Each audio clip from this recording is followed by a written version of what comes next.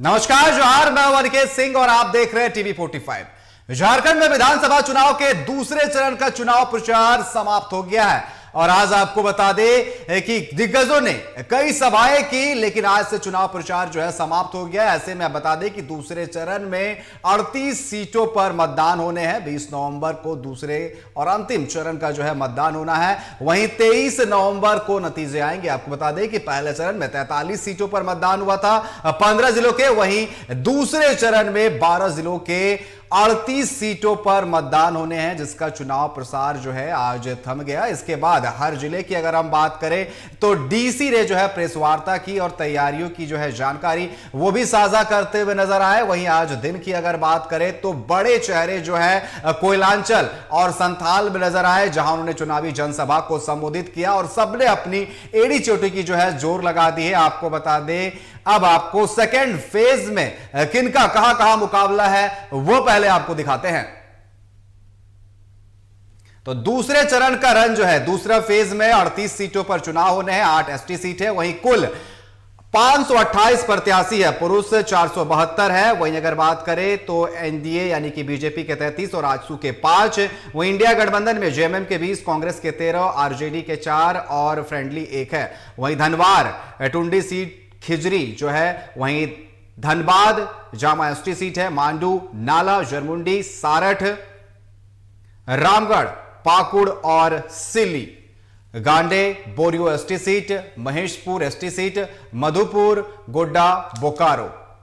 वहीं Bermo, Giridih, Rajmahal, Poreyahat, Baghmara, Bagodar. Dumka ST seat है। जामताड़ा, गोमिया, डुमरी, झरिया और सिकाड़ीपाड़ा जो एसटी सीट है। वहीं महागामा, निरशा, सिंदरी, बरहेट एसटी, लिट्टीपाड़ा एसटी और चंदन क्यारी SC, Jamua, Deoghar SC seat. वहीं अगर बात करें दूसरे चरण की रन की, तो दूसरे चरण का रन जो है बाबूलाल मरांडी जो है उनकी साख दांव पर लगी है। वहीं धनबाद से राज सिन्हा बीजेपी के प्रत्याशी है। वहीं रणधीर सिंह दूसरे चरण पर है, उनका मतदान। वहीं अमित मंडल है दूसरे रन में बीजेपी की तरफ से। वहीं बिरंची नारायण भी मैदान पर है। रविंद्र पांडे, अनंतोजा बीजेपी के चेहरे हैं। तो दूसरे चरण का रन हम आपको दिखा रहे हैं। सुनील सोरेन, सीता सोरेन जामताड़ा से बीजेपी प्रत्याशी। वहीं अमर बावरी चंदन क्यारी से बीजेपी प्रत्याशी। वहीं नारायण दास। अब बात करें आजसू की, तो आजसू में सुदेश महतो सिल्ली से। वहीं जेएमएम की अगर हम बात करें तो हेमंत सोरेन बरहेट से, कल्पना सोरेन गांडे, बसंत सोरेन दुमका, मथुरा प्रसाद महतो टुंडी, लुइस मरांडी जामा, रविंद्रनाथ महतो, उदय शंकर सिंह, अमित महतो सिल्ली, हेमलाल मुर्मू, स्टीफन मरांडी।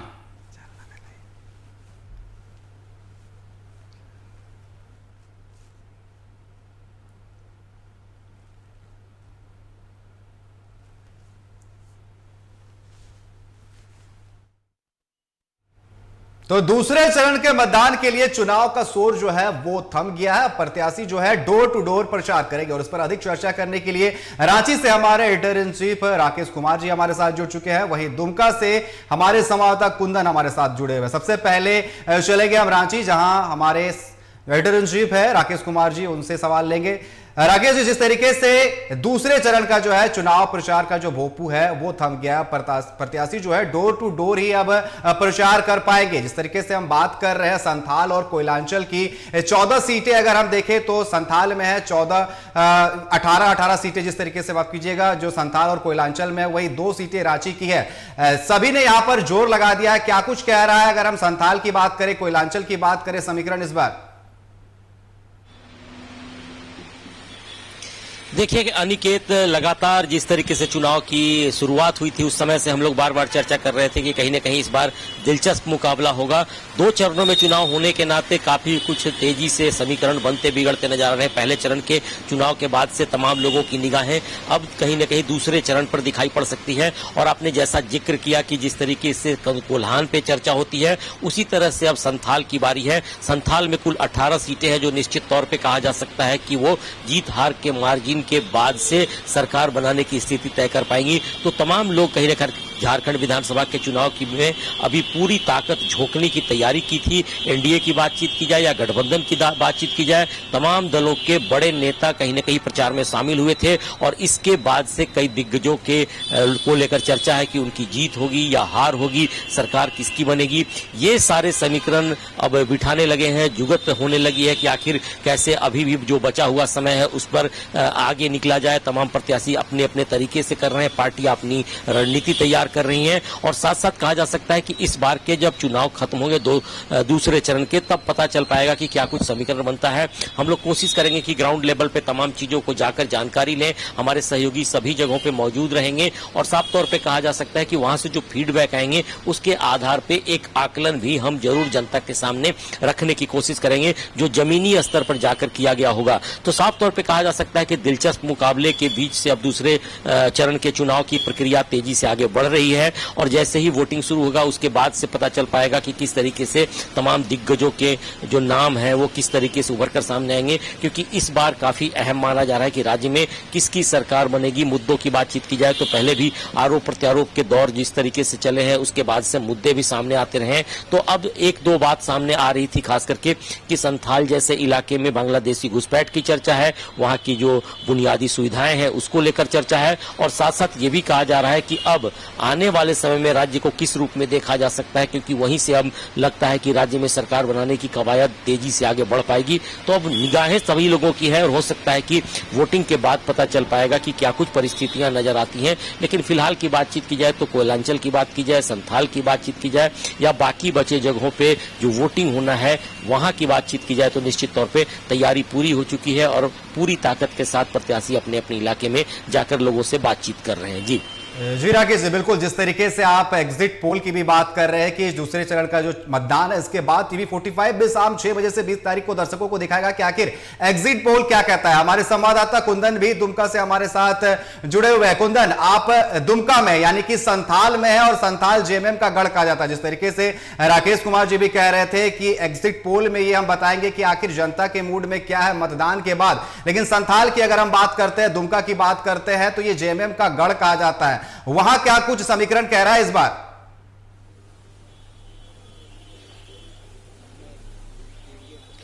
देखिए अनिकेत, जिस तरीके से पहले फेज की चुनाव जो है समाप्त हुई थी और उसके बाद लगातार जो है संथाल की ओर पूरे राज्य की जो सियासतदान थे वो शिफ्ट हुए थे, उसके बाद आज जो है उन तमाम सियासतदानों की जो मेहनत है वो अब महज कुछ घंटों के बाद रंग लाने वाली है। इसको लेकर जो है आज से चुनाव प्रचार थम गया है। अब जो है चुनाव प्रचार पूर्ण रूपेण बंद हो गया है। शाम 5 बजे से जो है यह चुनाव प्रचार थम गया है।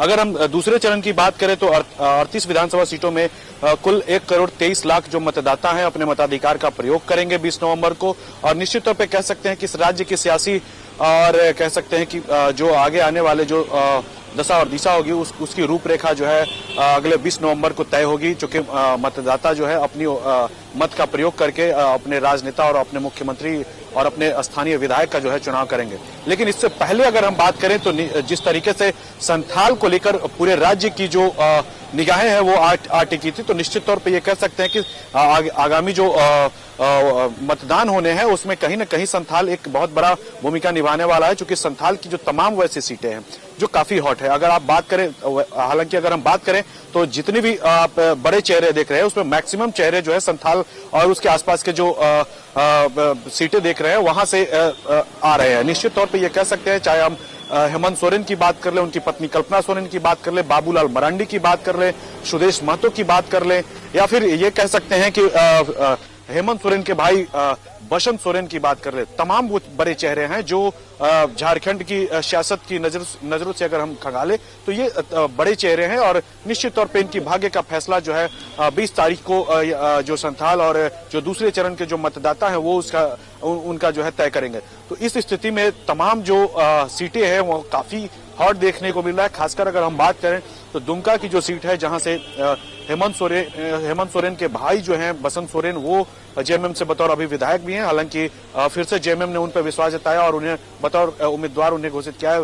दूसरी तरफ सुनील सोरेन जो हैं भाजपा से हैं वो काफी जो है टसल देखने को मिल रहा है, चूंकि भाजपा और जेएमएम आमने सामने दिखाई दे रहे हैं। वहीं अगर नाला सीट की भी अगर हम बात करें तो वहां पे भी जो रविंद्रनाथ महतो की जो सीट है वो भी फंसती हुई दिखाई दे रही है। लेकिन चूंकि टसल जो है काफी मजबूत देखने को मिल रहा है, एक के बाद एक जो है बड़े नेताओं का कार्यक्रम जो भाजपा की ओर से किए गए हैं उससे यह स्पष्ट हो गया है कि भाजपा की जो मजबूती है और जो उपस्थिति है वो नाला सीट को लेकर जो है काफी कह सकते हैं कि प्रमुखता से उन लोगों ने लिया है। इसके अलावा अगर हम बात करें तो देवघर, गोड्डा, पाकुड़, साहेबगंज तमाम वो सीटें हैं जहां पे जो लड़ाई है काफी दिलचस्प हो चुकी है और काफी कह सकते हैं कि टसल भरा लड़ाई आपको देखने को मिलेगा। लेकिन उससे पहले अगले 20 नवंबर को जो मतदान होंगे उसको लेकर तमाम सुरक्षा की जो सुरक्षात्मक जो व्यवस्थाएं हैं वो कर ली गई है। साथ ही अगर हम बात करें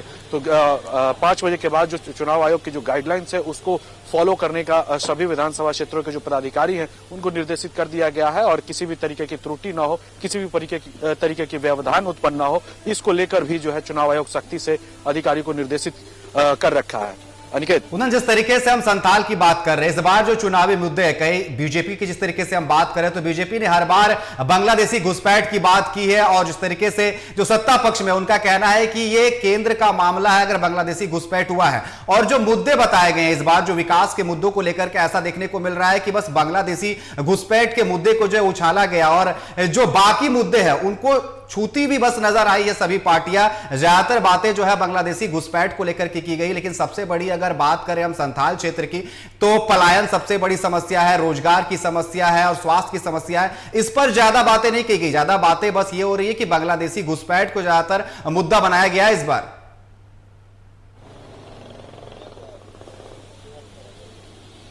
अनिकेत, ये चीज समझने वाली बात है क्योंकि बीजेपी के कोर एजेंडे में ये बांग्लादेशी घुसपैठ और कह सकते हैं कि जो डेमोग्राफी चेंज का जो विषय था वो काफी प्रमुखता से उठाया गया था और इसमें कहीं ना कहीं बीजेपी सफल होती हुई भी दिखाई दे रही है। क्योंकि हर वो राजनेता जो है आज के डेट में अगर देखें तो एनडीए खेमे को छोड़ दें, यूपीए खेमे की हम अगर बात करें तो सभी को इस डेमोग्राफी चेंज और बांग्लादेशी घुसपैठ के मामले पे जो है अपनी सफाई देते हुए दिखाई दे रहे थे। चाहे हम हेमंत सोरेन की बात कर ले, चाहे हम कल्पना सोरेन की बात कर ले, चाहे हम तेजस्वी यादव की बात कर ले, राहुल गांधी की बात कर ले, तमाम वो चेहरे जो हैं यूपीए खेमे से वो तमाम चेहरे जो है इस विषय पे जो है हर जगह बोले, हर सभा में बोले। आखिर यही तो चाहती थी भाजपा और उसमें अंततः वो सफल भी हुए। क्योंकि चर्चा जो है होनी चाहिए, चाहे राय से हो या फिर बेराय से हो, चर्चाएं बनी रहनी चाहिए। तो जिस चर्चा को लेकर बीजेपी आगे बढ़ी थी, आज जो है पूरे राज्य में जो है इसी बांग्लादेशी घुसपैठ और कह सकते हैं कि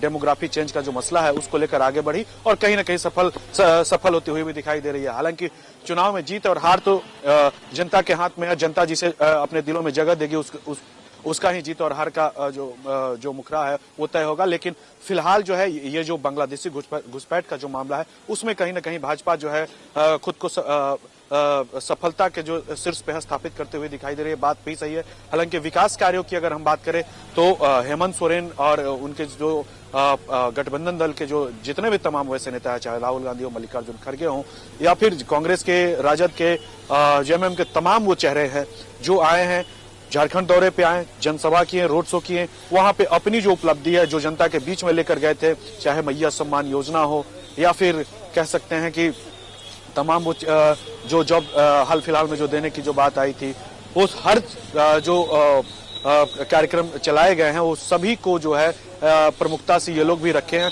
लेकिन सबसे महत्वपूर्ण अगर इस चुनाव में अगर कोई रंगत लाया, कोई मुद्दा अगर रंगत लाई है तो वो है डेमोग्राफी चेंज और बांग्लादेशी घुसपैठ। अनिकेत, जी बिल्कुल, आपका बहुत बहुत धन्यवाद हमारे साथ जुड़ने के लिए और तमाम बातचीत करने के लिए। हम रांची का रुख करेंगे जहां हमारे editor in chief Rakesh Kumar ji लगातार हमारे साथ बने। राकेश, आप सुन रहे थे कुंदन जिस तरीके से बता रहे थे डेमोग्राफिक चेंज के बारे में, जिस तरीके से बीजेपी इस मुद्दे को पूरे भुनाने की कोशिश में लगी हुई है और जिस तरीके से कुंदन बता भी रहे थे, इसको लेकर के बीजेपी कहीं ना कहीं सफल भी नजर आ रही है। आप कितना इससे इत्तेफाक रखते हैं कि जिस तरीके से बीजेपी इस मुद्दे को हर जगह पर बोल रही है, आज भी कोयलांचल में दौरे हुए, चिराग पासवान का दौरा हुआ, वहां पर ये बोलते हुए नजर आए डेमोग्राफिक चेंज को लेकर के। लेकिन अगर हम कोयलांचल की अगर बात करें, संथाल की बात करें, यहां पर और भी अन्य मुद्दे हैं, लेकिन बीजेपी का सारा फोकस जो है वो डेमोग्राफिक चेंज पर है, ना कि पलायन को लेकर के है, रोजगार को लेकर के है।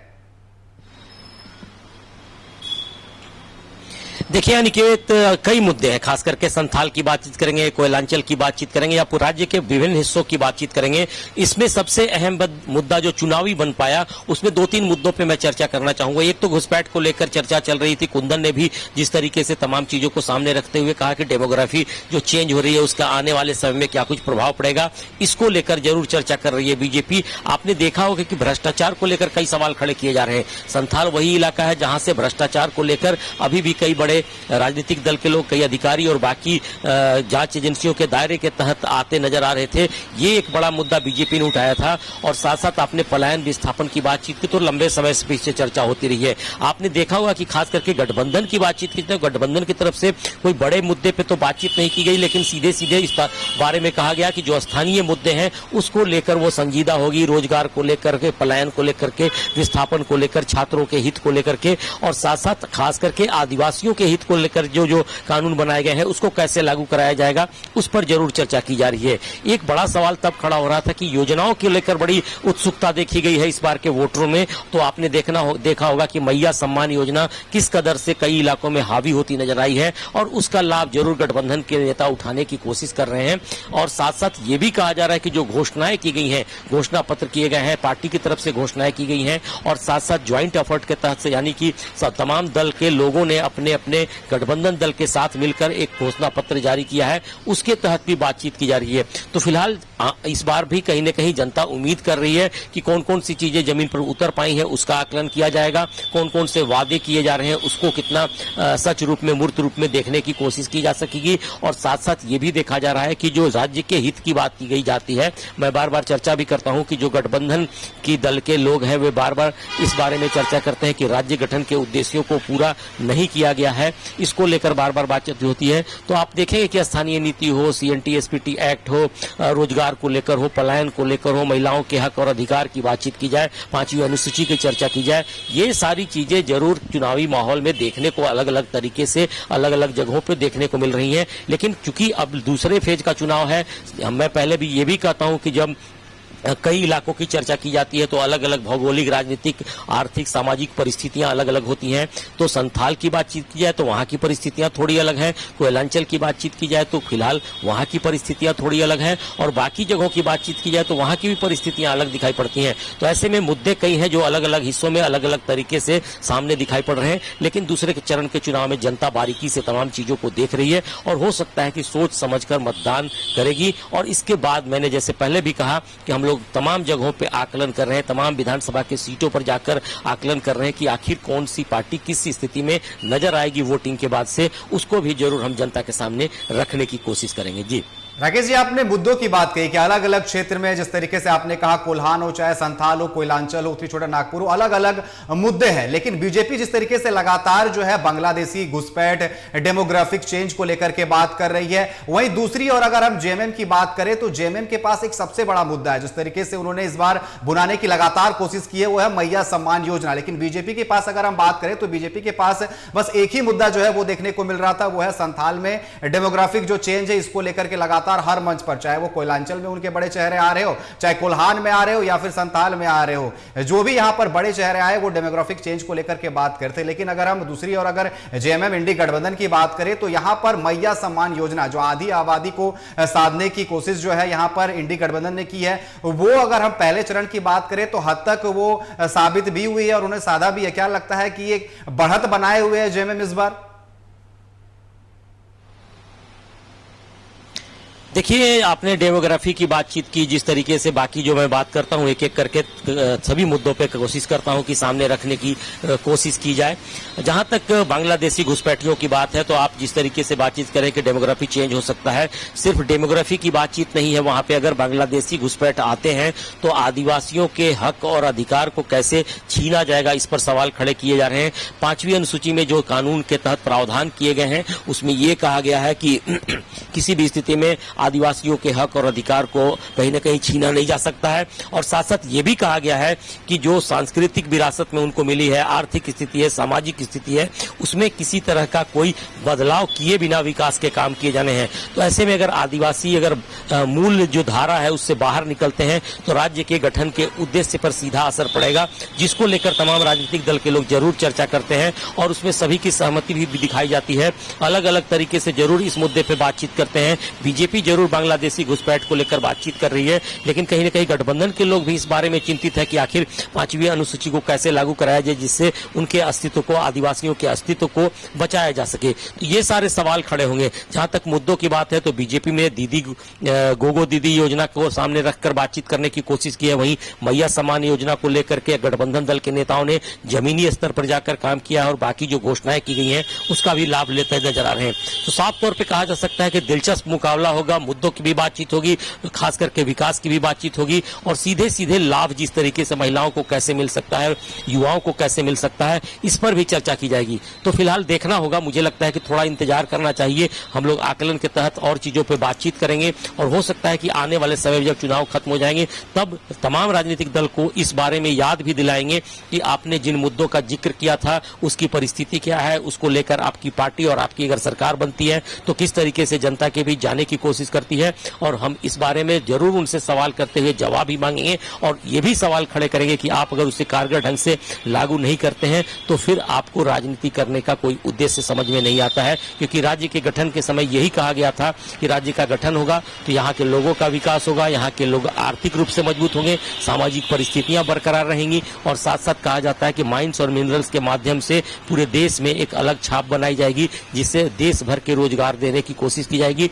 और देश के अर्थव्यवस्था में भी मजबूती दी जाएगी। तो चुनाव का वक्त है, चुनाव के वक्त में इन तमाम मुद्दों पर बातचीत होती है और मुझे लगता है कि हम लोग जब परिणाम सामने आ जाएंगे उसके बाद भी मुद्दों की ही राजनीति को पकड़कर अपने काम को आगे बढ़ाने की कोशिश करेंगे। जी बिल्कुल। अब देखने वाली बात होगी कि जनता किसे अपना समर्थन देती है। फिलहाल आपका हमारे साथ जुड़ने के लिए और तमाम बातचीत करने के लिए बहुत बहुत धन्यवाद। तो आज दूसरे और अंतिम चरण का चुनाव प्रचार जो है थम गया है और 20 नवंबर को दूसरे चरण का मतदान होना है 38 सीटों पर, जहां संथाल, कोयलांचल और उत्तरी छोटा नागपुर के 2 सीटों पर नजर रहेगी। अब देखने वाली बात होगी कि जनता किसे सर आंखों पर बैठाती है और 23 नवंबर को फैसले की घड़ी होगी कि आखिर जनता ने किसे अपना समर्थन दिया है। लेकिन सभी ने एड़ी चोटी की जोर लगाई है और भरसक जो है प्रचार किया है। अब देखने वाली बात होगी कि 23 तारीख को क्या नतीजे निकलकर सामने आते हैं। फिलहाल अभी के लिए बस इतना ही। बने रहे T45 के साथ। नमस्कार।